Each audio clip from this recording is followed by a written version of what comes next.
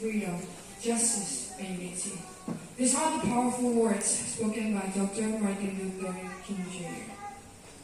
I am happy to join with you today in what will go down in the history as the greatest demonstration of freedom in the history of our nation. 5 years ago, the great Americans signed the Emancipation Proclamation. This momentous decree came as a great beacon of light, of hope, to millions of colored slaves. But 100 years later, the colored slaves are still not free. 100 years later, the life of the colored slaves are still sadly crippled by the manacles of segregation and the chains of discrimination. We have come to this holy spot to remind America the fairest urgency of now. There is no time to engage in luxury of cooling off, or time to wait patiently for a change. Now is the time to distillate from the valley of dark and from the valley of segregation to the sunny path of racial justice. Now is the time to make justice a reality for all of God's children. But there is one thing that I must say to my people. In the process of gaining our rightful place, we must not be guilty of wrongful deeds. Let us not seek to satisfy our thirst for freedom by drinking from the cup of bitterness and hatred.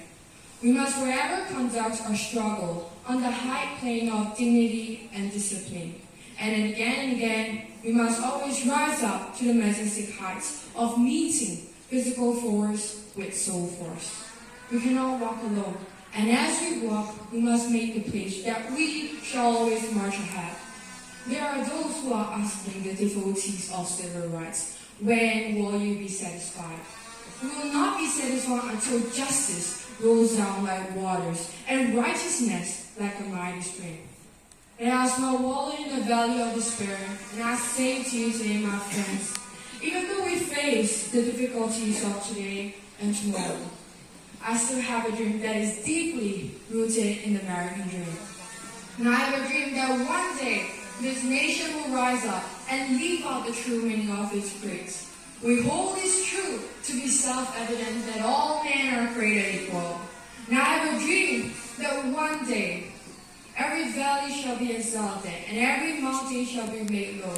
The rough places will be made plain, and the crooked places will be made straight, and the glory of God shall be revealed, and all flesh shall see it together. This is our hope.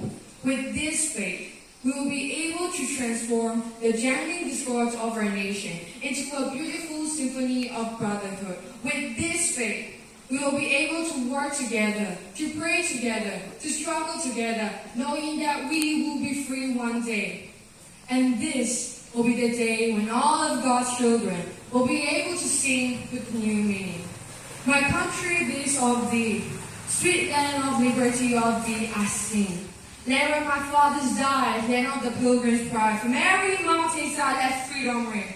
So let freedom ring from every mountains of New Hampshire. Let freedom ring from the mighty mountains of New York. Let freedom ring from the heights in the Alleghenies of Pennsylvania. Let freedom ring from the snow-capped Rockies of Colorado. Let freedom ring from every molehill and hill of Mississippi. From every mountainside, let freedom ring. And when we let freedom ring from every state and city, from every village and hamlet, we will be able to speed up that day when all of God's children, black men or white men, Jews and Gentiles, Protestant and Catholics, will be able to sing in the words of the old colored people's spiritual. Free at last, thank God Almighty, we are free at last. This are Dr. King's dreams. Dr. King's dreams wasn't just a moment in the history. It is an ongoing mission for every one of us in Europe to choose unity, to fight for freedom, and to ensure that freedom truly rings to everyone. Thank you for your time.